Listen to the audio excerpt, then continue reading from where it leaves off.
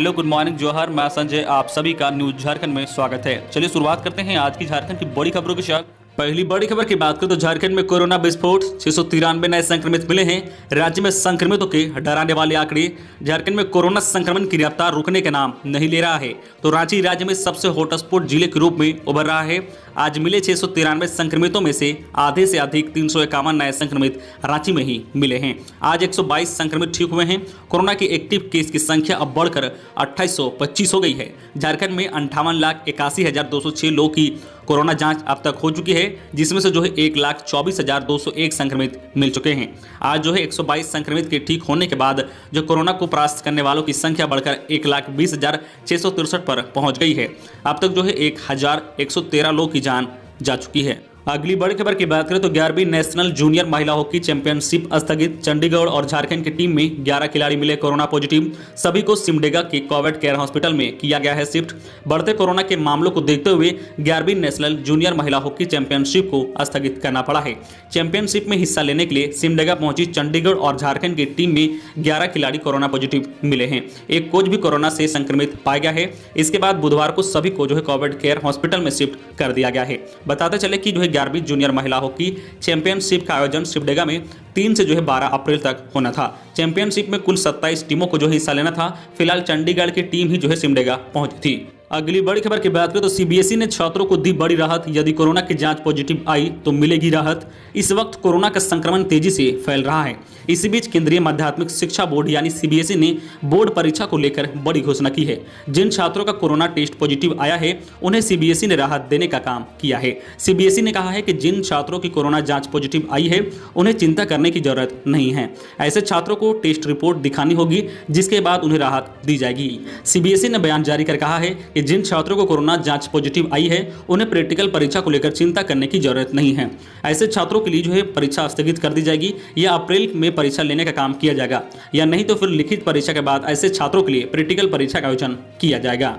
अगली बड़ी खबर की बात करें तो आज से 45 वर्ष से अधिक उम्र के सभी लोगों को लगेगा कोरोना का टीका। झारखंड में आज से 45 वर्ष या इससे अधिक उम्र के सभी लोगों को कोरोना का टीका लगेगा। सभी जिलों में इसकी तैयारी पूरी कर ली गई है। टीकाकरण की वही प्रक्रिया होगी जो पूर्व से अन्य लोगों को टीकाकरण में लागू है। ऑनलाइन निबंधन के अलावा टीका केंद्रों पर भी ऑफलाइन निबंधन होगा। टीका लेने के लिए आधार कार्ड लाना अनिवार्य होगा।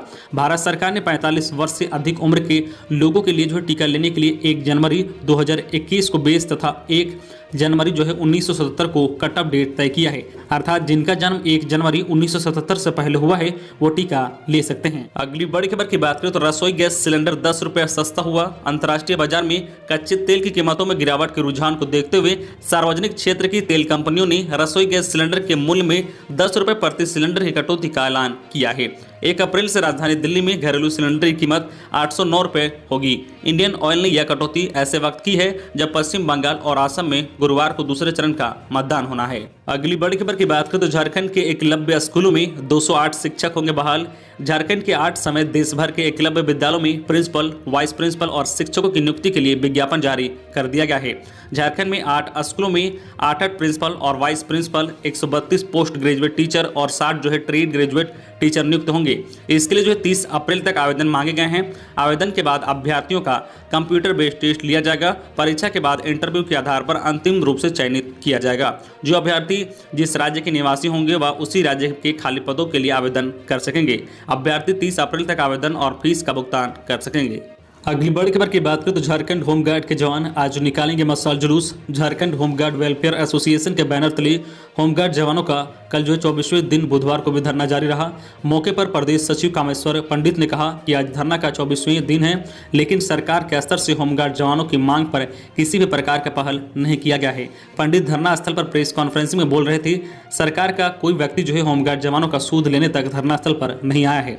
प्रदेश कार्यकारी अध्यक्ष प्रताप बरुआ ने कहा है कि 1 अप्रैल यानी आज संध्या 5 बजे धरना स्थल से जगन्नाथपुर गोलचक्कर तक मशाल जुलूस निकाला जाएगा। इस मशाल जुलूस में पूरे झारखंड राज्य से करीब 10,000 होमगार्ड जवान शामिल होंगे। अगली बड़ी खबर की बात करें झारखंड मौसम विभाग से कि लोगों को चिलचिलाती धूप से मिलेगी राहत। कई शहरों का तापमान अगले 5 दिनों तक मौसम शुष्क रहेगा। अधिकतम तापमान गिर सकता है। इस दौरान हवा की गति 30 से 40 किलोमीटर रह सकती है। 3 और 4 अप्रैल को छाए रह सकते हैं बादल। मौसम केंद्र के अनुसार 3 और 4 अप्रैल को राज्य के कई इलाकों में आकाश में बादल छाए रह सकते हैं। इस दौरान बंगाल की खाड़ी में एक निम्न दबाव का क्षेत्र बन रहा है। इसका असर झारखंड के कुछ जिलों में हो सकता है। इस दौरान हल्की बूंदाबांदी हो सकती है, जो विशेष बारिश की उम्मीद नहीं है। अगली बड़ी खबर की बात करें तो हवाई यात्रा करने वाले रहें सावधान। मास्क ठीक से नहीं लगाया तो लगेगा जुर्माना।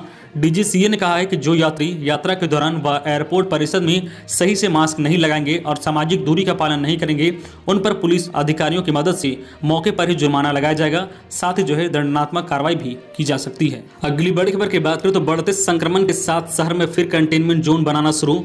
कोडरमा में कोविड-19 पार्ट 2 की दस्तक के साथ ही शहर के अलग अलग इलाकों में कंटेनमेंट जोन बनाने की शुरुआत बुधवार से हो गई है। झुमरी तिलैया नगर परिषद द्वारा भदानी रोड में एक ही परिवार के 6 लोगों को कोरोना संक्रमित होने के बाद आसपास के इलाकों को सील कर दिया गया है।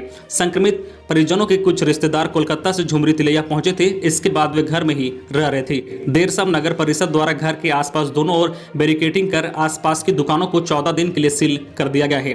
बैरिकेडिंग करने के बाद अब अड़ी बंगला जाने वाले लोगों को कोडरमा रेलवे स्टेशन होकर आना जाना करना पड़ेगा। अगली बड़ी खबर की बात करें तो झामुमो कार्यकारिणी समिति की बैठक 3 अप्रैल को। मधुपुर विधानसभा उपचुनाव पर होगी चर्चा। झारखंड मुक्ति मोर्चा की केंद्रीय कार्यकारिणी समिति और विधायक दल की बैठक 3 अप्रैल को मुख्यमंत्री आवास में होगी। इस बैठक की अध्यक्षता कार्यकारी अध्यक्ष हेमंत सोरेन करेंगे। झारखंड मुक्ति मोर्चा के महासचिव विनोद पांडे ने यह जानकारी दी है। उन्होंने कहा कि मधुपुर विधानसभा उपचुनाव समेत राज्य की ताजा राजनीतिक स्थिति पर बैठक में चर्चा होगी। यहाँ से मंत्री हफीजुल हसन को प्रत्याशी घोषित किया गया है। विधायक बनने से पूर्व ही उन्हें मुख्यमंत्री हेमंत सोरेन ने अपने कैबिनेट में शामिल किया था। मधुपुर सीट पर झारखंड मुक्ति मोर्चा हर हाल में कब्जा बनाए रखने की कोशिश करेगा। बैठक में उपचुनाव के मद्देनजर चुनाव प्रचार अभियान की रूपरेखा तय की जाएगी। अगली बड़ी खबर की बात करें तो हरिद्वार में आज से कुंभ की शुरुआत। उत्तराखंड बॉर्डर पर कुंभ में आने वालों की जांच, सरकार ने कोरोना टेस्टिंग कियोस्क बनाए। हरिद्वार में गुरुवार से कुंभ मेले की शुरुआत हो गई है। इसके लिए दूसरे राज्यों से श्रद्धालु पहुंचने लगे हैं। कोरोना गाइडलाइन के तहत नेगेटिव रिपोर्ट वाले श्रद्धालुओं को ही एंट्री दी जा रही है। इसके लिए सीमा पर पुलिस की तैनाती की गई है। उत्तराखंड सरकार ने लोगों की जाँच के लिए बॉर्डर पर कोरोना टेस्टिंग कियोस्क भी बनाए हैं। बाहर से आने वाले लोगों को यहाँ टेस्ट किया जा रहा है। नरसन सीमा पर तैनात डॉक्टर कसील अली ने बताया है कि अब तक कोई पॉजिटिव नहीं मिला है। कई लोग पहले से कराए टेस्ट की नेगेटिव रिपोर्ट साथ ला रहे हैं। जिसके पास रिपोर्ट नहीं है, हम उनका टेस्ट कर रहे हैं। केंद्र सरकार ने कुंभ के लिए पहले ही कुछ हिदायतें जारी की है। इसके तहत श्रद्धालुओं को यात्रा शुरू करने से पहले उत्तराखंड सरकार के पोर्टल पर रजिस्ट्रेशन कराना होगा। मोबाइल फोन में आरोग्य सेतु ऐप होना भी जरूरी होगा। अगली बड़ी खबर की बात करें तो नोटिस जारी। लाल सिग्नल को तोड़ने पर जाएगी उनकी नौकरी। रेल चालकों में काफी रोष व्यक्त। अब रेलवे चालकों को ड्यूटी पर जाने से पहले सब घोषणा लिखकर देना होगा कि यदि वे स्पीड यानी लाल सिग्नल को पार करते हैं तो उनकी नौकरी चली जाएगी। इस संबंध में पूर्व मध्य रेलवे के महाप्रबंधक के निर्देश पर धनबाद में टीएलसी ने नोटिस जारी कर दिया है। इससे लेकर रेल चालकों में काफी रोष व्यक्त है। यदि रेलवे चालक किसी सिग्नल को पार कर देता है तो उसे स्पीड का केस माना जाता है। इस मामले में पहले उसे सस्पेंड कर जांच की जाती थी और दोषी पाए जाने पर कार्रवाई होती थी। पहले भी ऐसे मामले सामने आ चुके हैं जिसमें चालक का डिमोनेशन कर दिया जाता था, लेकिन उनकी नौकरी नहीं जाती थी। लेकिन अब इस नए नियम से चालकों की पहले नौकरी चली जाएगी।